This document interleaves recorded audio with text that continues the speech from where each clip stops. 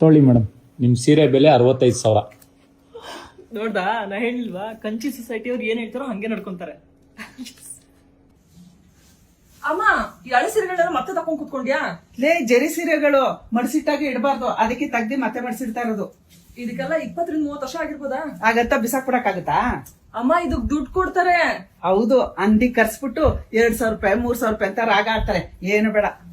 Kanchi society ಅವ್ರು phone ಮಾಡಿದ್ರೆ ಹೇಳಿದ ಟೈಮಿಗೆ ಬಂದ್ಬಿಟ್ಟು ಇದಕ್ ಒಳ್ಳೆ ಪ್ರೈಸ್ ಕೊಟ್ಬಿಟ್ಟು ಅವರೇ ತಗೊಂಡ್ ಹೋಗ್ತಾರೆ. ಹೌದಾ? ಹಾಗಾದ್ರೆ ಮೊದ್ಲು ಫೋನ್ ಮಾಡೋರ್ಗೆ. ಆಯ್ತು.